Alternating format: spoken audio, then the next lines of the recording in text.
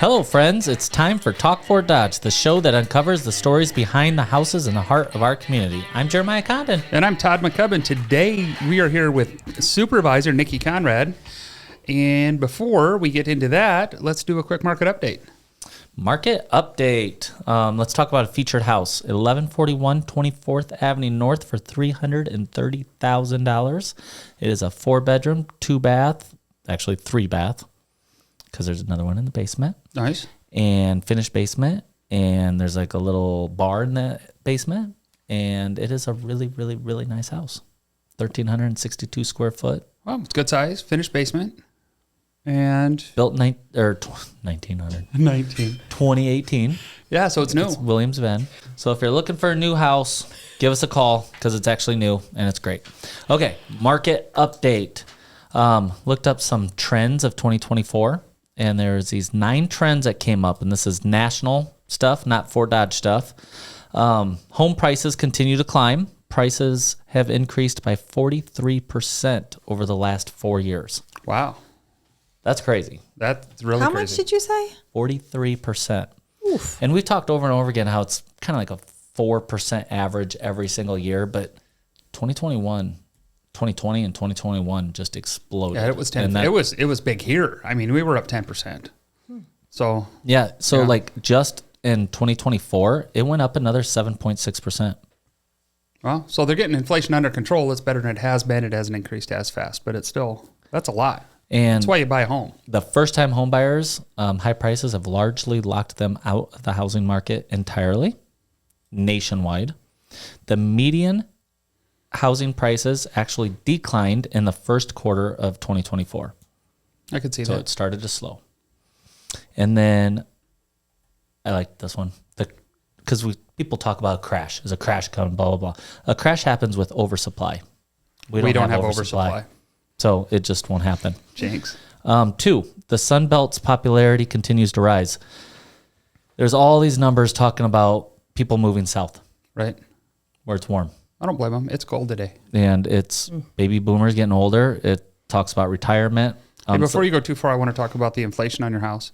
Remember when we kept telling people when the interest rates kept going up that inflation's outpacing the interest rate? It is a great time to buy. And I think your first stat there just proves that it was a great time to buy earlier this year, because inflation is still outpacing that little bit of extra interest you would pay. And hopefully the Fed meets again this week, lowers interest rates again, and you can refinance your middle of next year, end of next year. You're right. And that's the first time I've ever said you're right. Right. Joyce has never said it. I'm here for it. Awesome. All right. House hunting goes digital. This is the year that there's a lot more 3D tours, drone videos, and virtual staging. It talks about the pandemic and how that caused a lot of this stuff. But for 41% of recent buyers, the first step that they took in a home buying process was to look online at the properties for sale, while 20% of buyers first contacted the agent. Yep. And I believe that. I do believe it's probably more than 20% in our small town Iowa. But I would say I don't know. Still look online. I'd agree to disagree. They all look online first. And I think it goes by age group too. I think younger people just are so prone to, I don't want to talk to anybody, I'm just going to look online, where our parents, I won't even go, I'm old, but not that old. Well, I've seen a shift in my 10 years where people would call me and say, hey, this is my price range and this is what I'm looking for. Now I get a phone call and they say, these are the 2 houses I want to look at. Right. I mean, that's how they start the conversations now. Yep. I agree. Americans move from cities to the suburbs. Those who cannot afford to stay are moving out of necessity, while the wealthy are relocating by choice. But we've heard a lot of people, even in our Fort Dodge area, it's like, I want to live in surrounding small towns. Well, they talked about that at the convention, the Iowa convention, how Maine is the fastest growing real estate market in the country right now because all the rich New York people are moving to Maine to get out of the city. That makes sense. There you go. And I'm like, that makes a lot of sense. 5, single family housing demand creates shortages. Supply doesn't appear to be catching up with demand. Single family housing inventory remains at historic lows. 6, multi-generational living is on the rise. I've actually seen a couple of these, but it says between 1971 and 2021, the number of people living in multi-generational households in the U.S. have quadrupled. Wow. 18% of people in the U.S. age 65 and over are in multi-generational households. You know, we look at the early 1900 homes. They have like a mother-in-law quarter. Oh, yeah. You know, so it's like it used to be a thing. Then it wasn't a thing. It's kind of becoming a thing again. Nice. According to this, I mean, those numbers are going up. 7, mortgage rates see no signs of dropping. This was done 3 or 4 months ago. I still don't think it's going to drop quickly. I don't going to either. be It's just, we've just been on this steady line. 8, rental property market declines. Now, there's a lot of facts here, but this one, rental vacancies are duly increasing in major metro areas. Charleston, Memphis, Houston, and Oklahoma City all have vacancy rates over 10%, placing them on nationwide top 10. 9, commercial real estate landscape remains in flux. Office vacancies rose 19.6% at the fourth quarter of 2023, which is the highest on record and largest quarterly surge since the start of 2021. And 70% of Americans still prefer working arrangements fully in person. So people do rather work in person than not being in the office. And the people that don't, that are good at it. I mean, my wife works from home and absolutely loves it, but she'd rather never talk to anybody, and I have to drag her out at the end of the day to go meet people. Well, and I think it doesn't go into the percentages, but I think the 18 to 34-year-olds want to be there. But, 35, you have kids at home, and it's like, if you give me the option. Yeah. I've done those. Well, it's really hard we have 2 employees that work from home, and it's really hard to manage employees that aren't self-motivated to get stuff done, and they both really are, and they both do a great job. But we never really, I think they work in the office 1 day a week just because they have to print stuff out anyway. So, you got to go work in the office a little bit, but it just isn't for everybody. I mean, a lot of people, like Amazon, I see, is making everybody go back to the office here next year. Mm-hmm. And a lot of people aren't real happy about it, but it's really hard to manage a large workforce from afar. And you've worked from home for a long time. I did it for about 10 years, and it can get really tricky, and it is hard to manage. It is hard to manage. Oh, I would binge watch Dexter. I would binge watch, what's this thing they're talking about? I got watched it. I'd watch the entire 14 seasons of it. He'd be watching The Lion King over and over and over again. Oh, yeah. Of course. So, Niki, let's get on to this. We can ask Niki a bunch of questions. She promised to answer them all. Did I? No. So, you're a county supervisor. You also work at Friendship Haven. Mm-hmm. And what got you into public service? Oh, my gosh. So, when I was in high school, I was in all of the school student council stuff. I just thought it was very interesting to be able to be a representative for a larger group of people and bring their concerns to the table and the things they wanted to do. So I always liked that from when I was real little. When I lived in Fort Dodge, and then I moved to New York, Chicago, and then to Brooklyn again, and then moved back here. During that time, particularly in Chicago, I did some work on campaigns there just to see anybody we know. Yes. Yes. Yeah. A former president. Oh, nice. When he was a senator. So, okay. Now I wasn't in the room making decisions. I was the person in the street being like, vote for this guy. And that's when you lived in Chicago? Yep. And then cool. And then kind of did a little more of that. I was a judge they call him judge of elections in Cook County, Illinois, but it's a poll worker. Mm-hmm. I did that pretty much the entire time I lived in Chicago almost, which was super interesting to be on that side of it. The people who do that are fantastic. They sacrifice a lot of their time. Oh, we know several people. Yeah. One of our realtors in the office does that, and it's very important to her. That she's there and she does a good job at it. That's fantastic. Please thank her for me, because it's a thankless job often. So I did a lot of that, and then when I moved back, almost immediately, my younger brother, Nevin, decided he was going to run for city council. And so I'm like, well, I don't know anybody here anymore. I'll help you out with that. So I helped with his campaign. He ended up winning and being on the city council. And then Supervisor Nick Carlson, also wanted to run for supervisor. So he came and said, hey, I heard you can do You this. did such a great job. Would you help me out? And I was like, yeah, all right. So I helped him out a little bit on his campaign and got involved a little more. It's something that I really enjoy.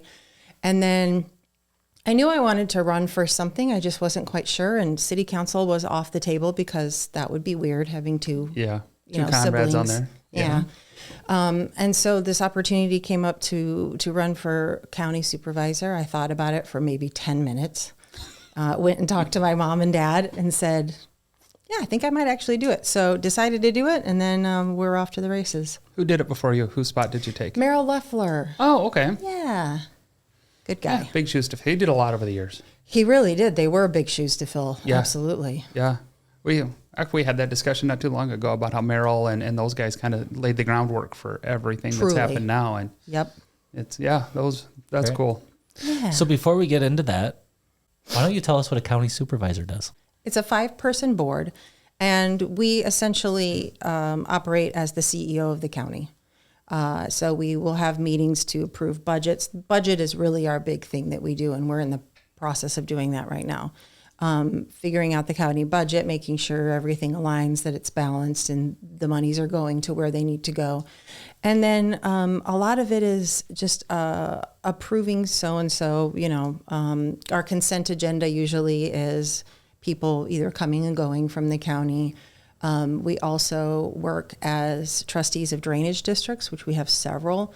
And so we take off the county supervisor hat and we put on the trustee hat, and we determine when repairs need to be made in certain drainage districts and figure out, how much money they're going to cost and who we're going to assign to do what duties. Mm-hmm. And then the bigger meetings with that occur when it's a large project and the landowners are like, whoa, this is going to cost us a bunch of money. And so we really look for their feedback. We work with other counties to do that because we share some drainage districts there. But really, it's approving contracts and acting as the CEO of the company, Yeah, kind of. county, in that way. It's kind of a real generic Cool. version of it. But Good. Thank you. I like to ask the really simple questions. So you've been a supervisor since 22, correct? Since 19. 19. Yep. Wow. I hit the wrong button. So No, that's since good. 19, what are your most, what accomplishments are you most proud of? Really, it's, I was asked this recently, and there's a lot of things that we can point to. We can point to the successes in the ag park. We can point to successes in bringing businesses in and whatnot. But truly, the things that make me happiest and make me most proud of the work that I'm doing are the times when the community comes together. I'll give, for an example, this is going to sound odd, but the floods this summer, we found out maybe on a Friday or Saturday, Sunday maybe, sometime during the weekend, that the flooding levels of the Des Moines River were going to be ridiculous. If you were here in 1993, we had crazy flood levels that year. They were going to surpass that. That is the projection from the Des Moines National Weather Service office over there. And so we all were like, oh my gosh, what are we going to do? What are we going to do? Luckily, in a flood of that matter, it's not a flash flood, which means the waters are coming real quick and we don't have a whole lot of time to prepare. This was going to be over the span of a few days. So we immediately got together with the city of Fort Dodge, Dylan Hagan, who heads up emergency management, all the surrounding communities, particularly the ones on the river, Gowrie, Dayton, Otho, all of those that are along the river. And we got to work and started putting in place the measures to make sure everybody got their sandbags. People knew where to come if they wanted to volunteer. People knew where they needed to come if they wanted to take some of the sandbags. And then we moved into my role during all of this was primarily communication. So making sure that press releases were sent out once or twice a day, that everyone in the media and the public knew what they needed to know to prepare for this. Now, luckily, the flood levels did not go as high as we thought. They were still pretty high, but I feel super confident in the way the whole community rallied around this and protected each other. And a lot of people, they didn't even ask. They didn't want to be in pictures. There's always those people who want to be in the pictures. But They just showed up? They just showed up and were like, they just picked up a shovel and started going at it. Yeah. It was really cool to watch. And so those That's are the awesome. moments that I'm most proud of. That was kind of a weird time because they kept talking about the water coming up, and I got a bunch of buddies Yeah. by the river. So, I mean, we're down there, and they're like, well, it got up to here. And I'm like, I feel like it's been higher. And he goes, it has been higher. This isn't as bad as it has been. And Yeah. it was and then we went down to Amigos. Of course, you had to look at that, and that was. We were that driving was by crazy. over the bridge yesterday, and it was crazy how low it is. I know. I go over that Compared to what bridge it- at least twice a day, and I'm like, man, remember when you were big? Yeah, there's like Remember branches that? on like a little island. It's like that island was not there like, No. like a week ago. Yeah. when did you come? Yeah. We need rain, right? We Yeah. don't need snow. We need rain. Sure. Yeah. And then freezing ice behind it. No, Yeah. let's not Yeah. have that. Well, now that we don't have the dams, the ice dams aren't as bad as they used to be either. There you We, go. we have plenty of sand ready to go. Oh, yeah. Yeah. Right? We got sandbags. Do you know that I brought 2 sandbags home? They were like, what are we going to do with all these sandbags? And I was like, can you just give me like 2 of them? Because I want to, the goal was I was going to practice so I could be looking real tough for the next one. Oh, I'm Practice going to load carrying 'em. sandbags. Yep. Instead of being like, oh my God, this is so heavy, I was just going to walk in. But I haven't touched them. You didn't since do any the summer. TikTok videos of sandbagging? No. No. Well, I do have We had other priorities at the time. But I have a should- proposition for you for next time. Okay. I was actually at a store in town yesterday. People were buying sand. Well, I had to get ice for ice melt on Saturday for Yeah. the office, and I was in a certain store, and people were buying sandbags to go in the back of their truck. So maybe Oh, next for year the- for the weight, so their truck doesn't. Oh, You know, you used to do that. All the old farmers yeah. used to put sandbags in their truck. a great You should just idea. save them until December, and then sell Well, them at the first ice storm. I got 2 of them in my garage that I haven't touched since They're the summer. worth $4 a piece, but There you Really? go.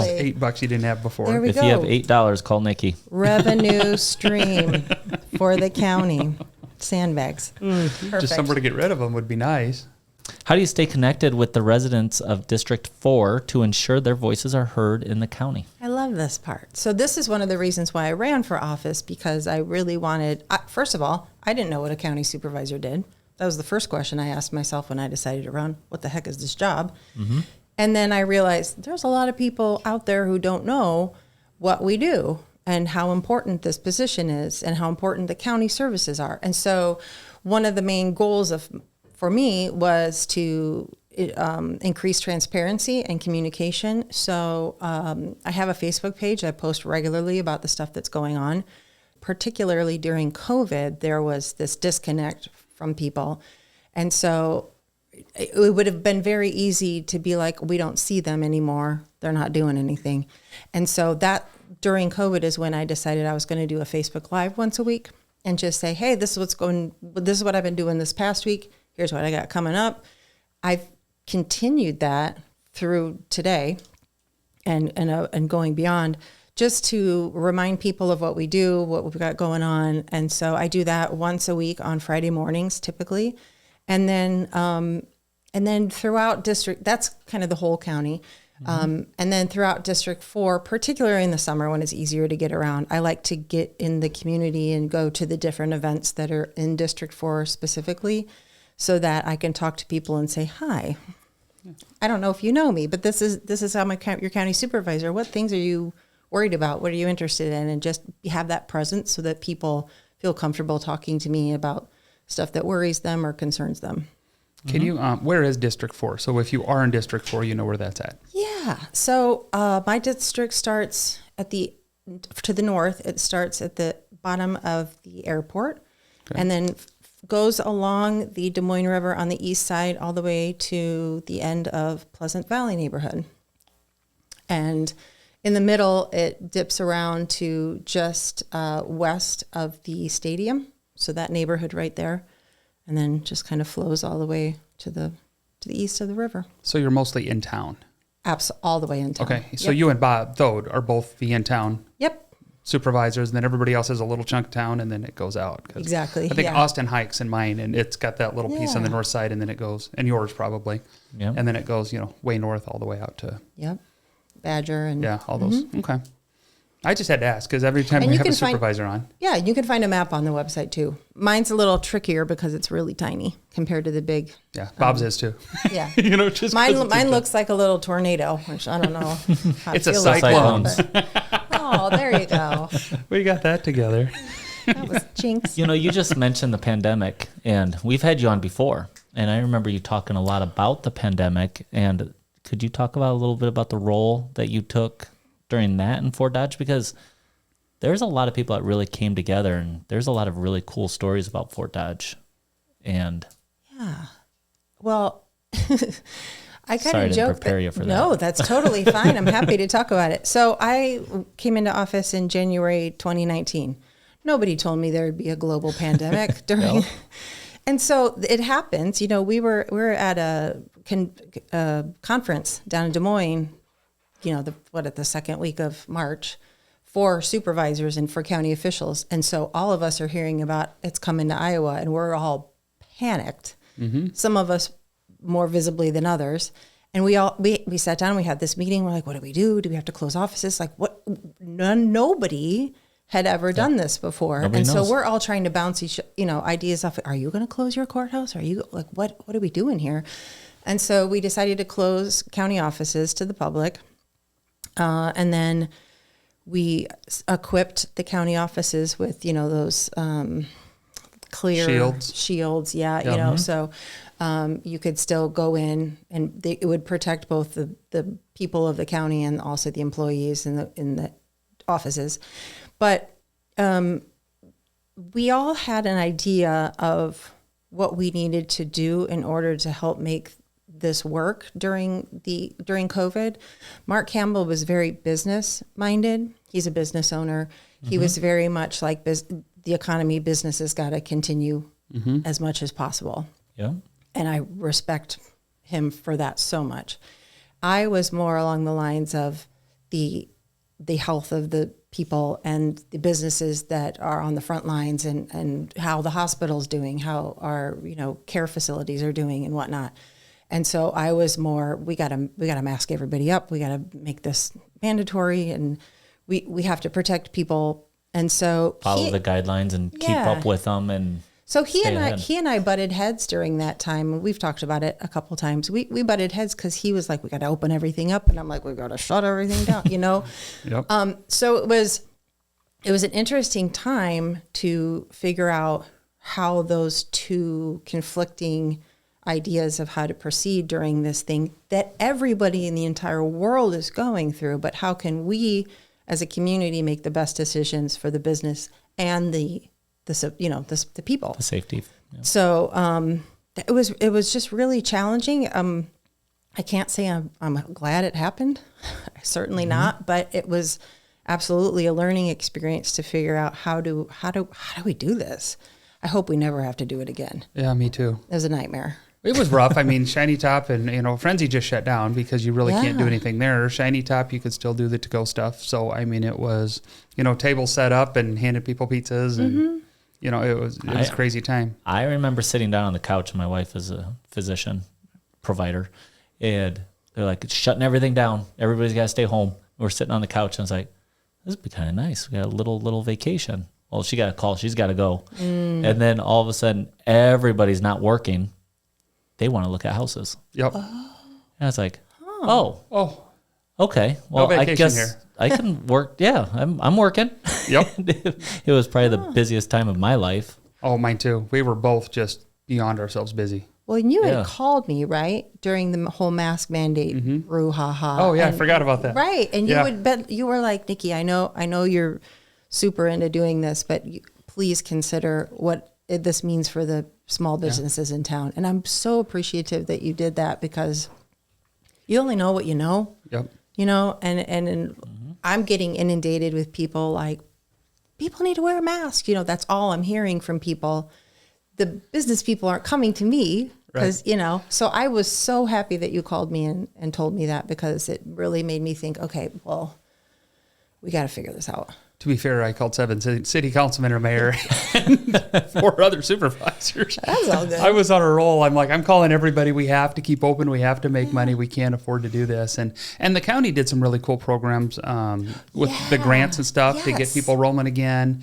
The state did. I mean, once ever the ball got rolling, hindsight, I think we spent a little too much money, but those last couple stimuluses, I think were a little, even as a business owner that benefited from those, I think it was a little too much. But, at the end of the day, hindsight's 2020. And at the time it was, we just need to make sure everybody's safe, make sure, we don't lose anybody. I mean, we both had people that we've lost during COVID, and Jim was super, super sick, and he's very vocal about going through that process of, I know he almost died. And we got it the same day. Every single person in our office had COVID. Oh, yeah.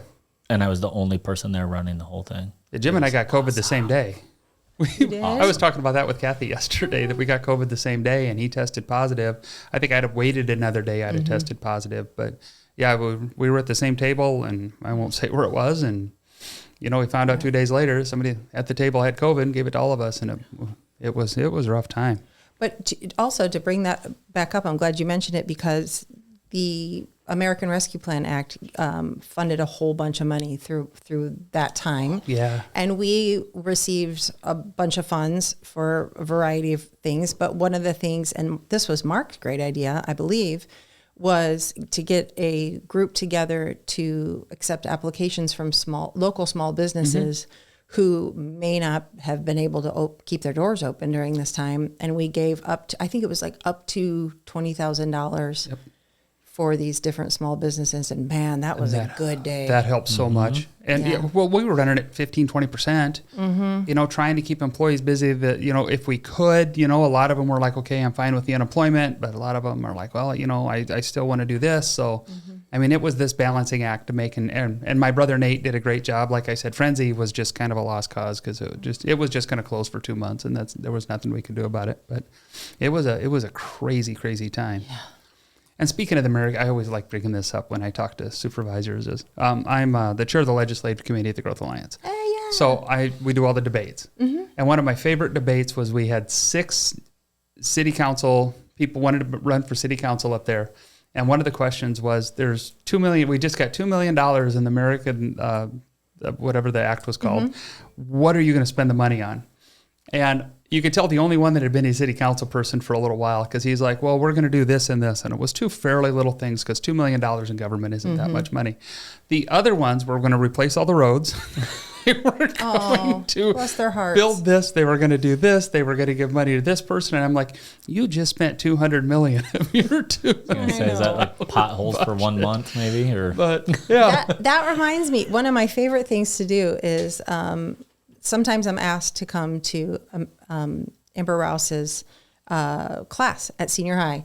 And basically she has like a panel set up of various people in local government or whatnot. And the students, their job is to give a presentation for, I don't know, like $10,000. We have $10,000 that we can give to you for your project, right?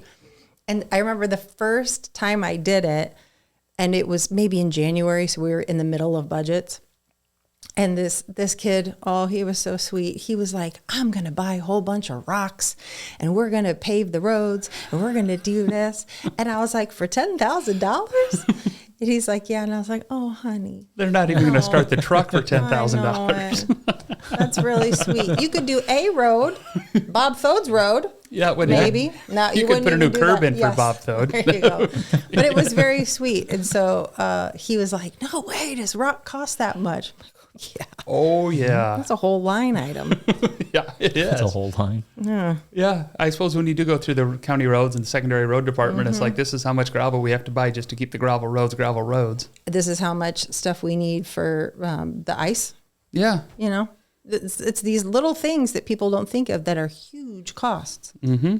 Yeah. Well, and how many miles of roads are in for? You probably don't know Webster County, how many miles of roads, but it's hundreds and hundreds and hundreds of miles of roads. It's not just, You think it's so I put salt down in front of the office. I'm like, well, there's $10 I'm not getting back. Right? They're going down hundreds and hundreds of miles of road. It just adds up. And was it kind of a transition when you got into city or county government to say, I'm used to my driveway is going to cost, $50 to get scooped. Now I'm going to spend, $5 million moving snow or whatever. I don't even know what the number is. It's not even the first year still to this day, I'm like, what? It costs that how much? What? Wow. Yeah. But because the prices have just gone up.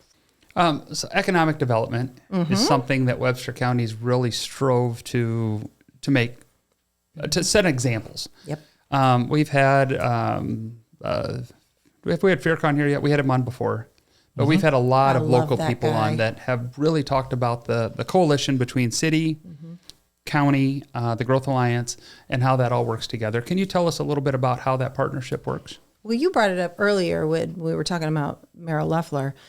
Long before I came around, they all decided, city, county, Growth Alliance, all decided that they needed to open up the lines of communication between these entities. I will say this until I'm blue in the face. This does not happen everywhere else. We are an anomaly. We will go down to conferences and people will be shocked that I know the names of my city council people and that I'm friends with them. And we have like a group chat, Yeah. They're like, what? You like them? You talk to them? I don't understand why they're like supposed to be at war. Like, I don't know. It doesn't make any sense. It doesn't make any sense to me either, but to each their own. I guess we're really lucky because we all get together twice a month, sit down. We're like, hey, what do you got going on? What do you got going on? Well, we need some help with this. We're trying to figure out how we can make this work.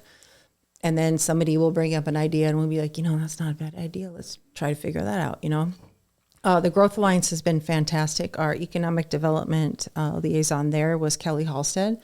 And then that's transitioned into Jefferson Fossbender, who's been doing a wonderful job. He picked up the project pipeline from them and then just ran with it. He's got several of them in his pipeline right now, and there's a couple of them that we're hoping will announce any maybe news soon? I'm hoping.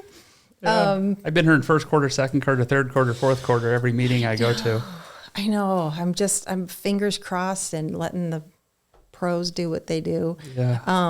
But to the point of collaboration, that's one of the things that back to the floods, we wouldn't have been able to jump into high gear had we not already established those relationships. Like, oh, I know who to call when I need this. I know who, and I have their number. Right. And I've talked to them before and they know me and they know that I'm not going to mess around with them and we're going to get things done. So has the county or city ever done anything about the cost savings with the collaboration? Because I remember when it was the Development Corp and the Fort Dodge Chamber of Commerce used to work against each other all the time. They'd go to a company and say, hey, we'll do this. The other one say, we'll do this. And nobody ever worked together. But when you talk about the floods and you guys working together as a team, now you don't have two people setting up sandbags and building sandbags on each side of town, or you have to be in the county.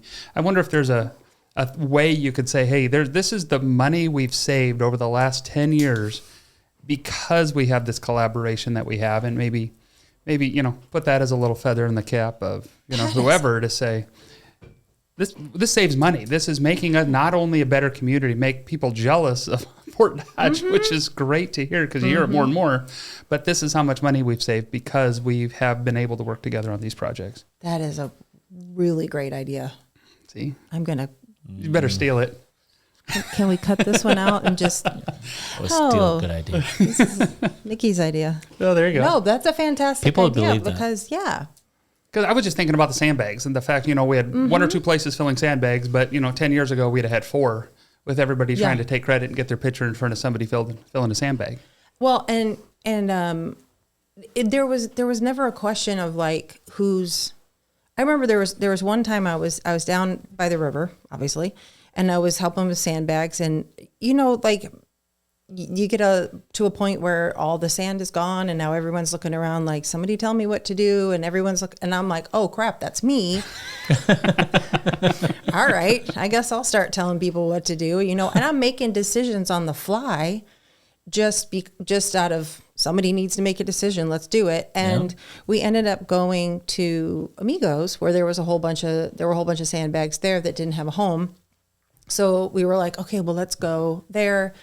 And then I didn't even think, like, you should probably check with Mayor Benmark about this, until somebody was like, those are probably city sandbags. You should probably just at least give them a heads up that the county is taking them. And it was a phone call to David Furyk. It was a phone call to Matt, and just saying, this is the stuff that I'm telling these guys to do. Are you cool with it? And them being like, yeah, whatever you need to do. Yeah, get it done. Yeah. Which, there's to extra your ones, point, put them where they need to be. Yeah, 10 years ago it would have been, those are my sandbags, get away from them, and have been an article in the paper about it. So Now there can be an article saying we work together. Unused. Yeah. they're all in my garage now. Two of them. Just two of them. Just two of them. We're just waiting for me Curls. to pick them up. You wait. What are the biggest challenges facing the county right now? Right now it's budget. A couple years ago, there was a House File 718 that passed the Iowa legislator, whatever. It passed in the state legislature, and it basically it caps the amount of growth that counties and municipalities can have to like 3%. And so even though the cost of goods are going up much more than 3%, 7 to 10, the county can only cap the growth at 3. So it over the last year, it was very much like where do we save? What things can we, can Jamie Jewell, our county engineer, can he maybe buy a truck every 3 years instead of every 2 years? Or can we like we did yesterday, can we lock in rates for trucks that we're not going to get for another 2 years, so that, the cost of goods. so it gets cheaper. Yep. Yep. So that has been super challenging, and it's still ongoing. So we're still now working on the budget and trying to figure out, okay, how much do we need to spend on rock? Do we need that much rock? Realistically, maybe we can cut a little bit out. Maybe we can, I don't know. The sheriff has done a really great job of trying to find another revenue stream, because like we found out when we were talking about a new jail, we house inmates in other counties, and that's costing us a whole bunch of money, and it's just continuing to go up. And there is a list of people who are waiting to do their time in our jail. There's a big list. It's not a little list. It's a big list. And it's people like, you got shoplifting and you had to go for like, a weekend or something. And so the sheriff has been looking into options for home arrest, when you get little ankle monitors, so that he can take some of those folks off the list. They will then pay the money for us to do their time. And then we're not having to ship those folks out for, a weekend or whatever. And it's expensive. Yeah, very much. So we're looking into those types of things, but it continues to be a challenge. And then what I'm hearing out of Des Moines is that this session is also going to do a little more property tax reform. So we're kind of at the mercy of your budget's at the mercy of the Des Moines. Yeah. And but we're trying to make it work. I mean, we're in good faith. Message loud and clear. Yeah. So, do you have any future projects that you're excited about? Honestly, the most immediate right now is we have as I'm sure everyone knows, we have a huge transition happening in the county. Okay. Doreen Pliner's been with the county for 17 years total. 8 years as our county auditor. Mark Campbell has been at the county as a supervisor for 12 years. Nick Carlson's been there for 8 years. And so we have new folks coming in. Shauna Abrams is going to be our new county auditor as of January 2nd. Nathan Montgomery and John Cochran are going to be our new county supervisors for those districts respectively as of January 2nd. So a lot of what I've been doing is trying to make this as smooth a transmission as possible. I went out to lunch with them a couple weekends ago just to be like, what is your agenda? What are you hoping to accomplish? Let's see if we can get some of this stuff done. And also just figuring out what their skills are, what they're interested in, whether they're good at it or not, or they want to learn. Because right now our team, we very much know Mark is economic development. Nick is really great with EMS. I'm good at, communication. Bob, everyone has their skill set. So now we have to restructure and see, okay, what is John going to bring that nobody else has? You know, Right. what is he going to excel at? What is Nate going to excel at? How can we work as a team? So not one particular project on my mind at the moment, but that is really my main focus from now until probably mid-January when we really start moving along. Yeah. That's a big deal. Yeah. Well, yeah, 2 new people. I mean, you're replacing 40% of your supervisors, and that's a big chunk of what's changing. Yep. All right, big question. You have a full-time job at Friendship Haven. Yep. Plus your county supervisor, which is almost a full-time job. You know, when you really look at the amount of hours. Yeah. How do you balance a work-life balance with all this going on? Who said I did? Us either. It helps that I'm single. You know, I don't have children that are waiting for me to get home or take them to programs or take them to sports and whatnot. So I have a little more flexibility. I do have 2 dogs that require me to let them out every once in a while and feed them. But it is super helpful that I don't have a family at home that needs me to be there at certain times. I'm a little more flexible with my time. That said, I do have a full-time job at Friendship Haven. So my typical day looks like I usually get into the courthouse between 7 and 7:30-ish. And I'm chair currently, so I have a lot of stuff I need to sign usually in the morning and daily. So I'll sign what I need to sign, check out emails. People who are in the courthouse early will come and bring me issues or talk to me about various stuff. And then I pack up and I go to Friendship Haven. I work there from 8 to 5 typically. And then usually on the way home, I'm checking emails or whatever.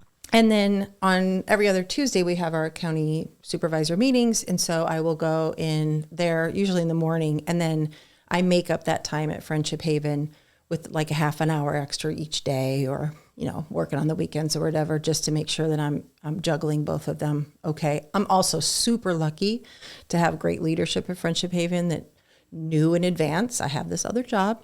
Right. Yeah, you had the other job first, so that they knew what was going on. Yeah, and so, have been super, incredibly supportive and know and trust that when I'm gone for 3 hours on a Tuesday, I'm going to make that time up some other way. So, but it's one of the things that I have done is I take Sundays and I don't plan anything on Sundays.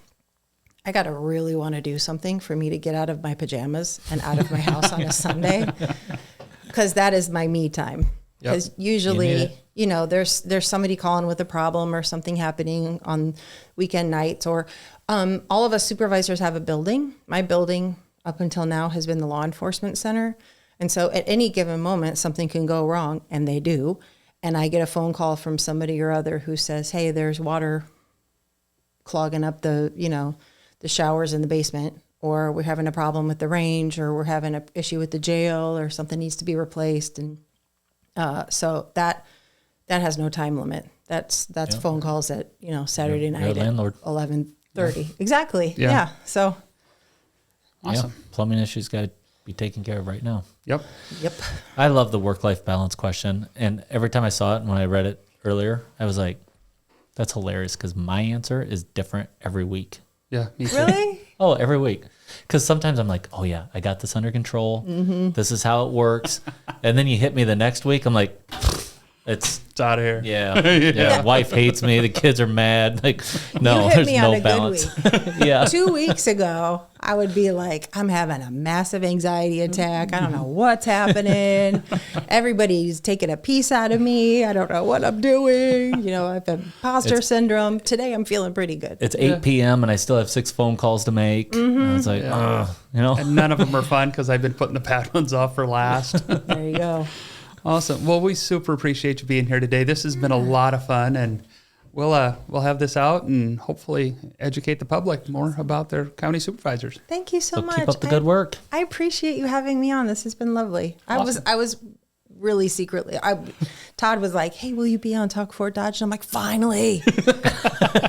Every single time y'all have an episode, I'm just sitting there like, someday. Would it be weird if I was like, can I be on your show? No, it wouldn't. No, it wouldn't have been. Awesome. Well, I'm happy to be here. Thank you. Yay. Yeah, you're welcome. Make sure to like, subscribe, and smash that share button. That's right. Until next time. That's a wrap at today's episode of Talk Fort Dodge. Stay connected with us on social media and join us next time as we continue exploring Fort Dodge's stories through the lens of two lifelong Dodgers. I'm Jeremiah Condon. And I'm Todd McCubbin, and this is Talk Fort Dodge.